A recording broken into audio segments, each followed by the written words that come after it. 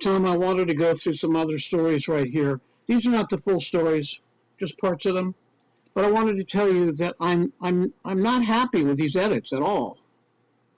I don't know whether it's Ron's writing or your editing or both, but let me draw your attention to this paragraph about according to Michael Johnson. This is, in my opinion, this is very badly written. According to Michael Johnson, Pasadena's public health director, mosquitoes capable of carrying the Zika virus are most likely already in Pasadena. So far, so good. Then we get horrible. Due to a combination of them being spotted in surrounding cities? That sounds like something that was written in a student essay. Due to a combination of them being spotted. What you're saying is, them being spotted in a surrounding city means they're most likely in Pasadena. The act of spotting them in a surrounding city in no way possible could cause them to be here. Just merely spotting them in a city is not possible biologically, of placing them in Pasadena. So that sentence is nonsensical. And they're also most likely in Pasadena due to the department's inability to control them. Again,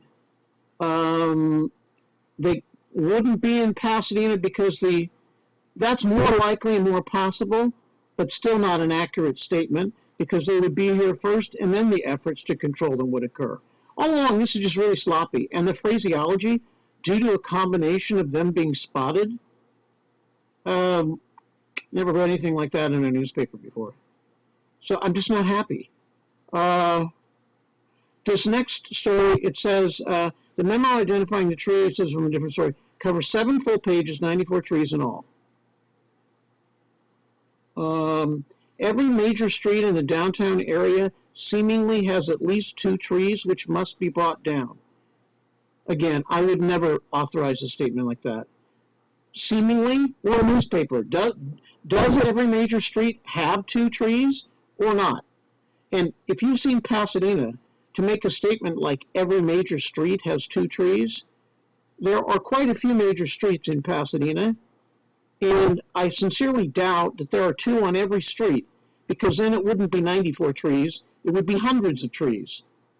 So that statement is not only factually misleading, but we would never say, oh, seemingly this or seemingly that, because we're a newspaper. We have to say what is and what isn't. Then, I hadn't understood before what you were talking about, but now I see you have written a sentence, doing so will likely require prohibiting part. We don't guess, we don't conjecture, we don't fanciful. Now, if you had talked to William Boyer at the city and he said, we are probably going to have to close down a lot of streets, fine, you've got a quote. There's no way I would ever authorize running a statement like, doing so likely will require prohibiting parking. That's pure speculation on our part, and that's not our business. We don't do that.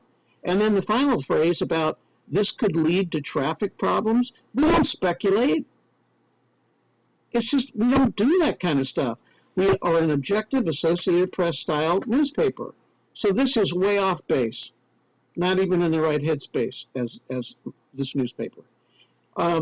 And I also did not like the sentence, an example from the memo of dead trees recommended to be removed on an non-emergency. Why would you give an example?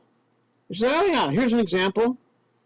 We don't really do that. We're a newspaper. We don't give examples. We point out what needs to be done. Now, you could say 2 trees which need to be, 2 camphor trees which need to be removed on a non-emergency basis, or this one and that one. But again, there's really no reason for just giving an example. I don't get it. So again, all of this stuff sounds way too much like a high school newspaper to me. I'm just not happy. I'm really kind of shocked. I've been extremely busy this week. I'm sitting down here preparing to get Monday ready, and I'm in a position where I feel I need to go through everything from scratch and do a lot of rewriting. And that is why I'm sending you these videos.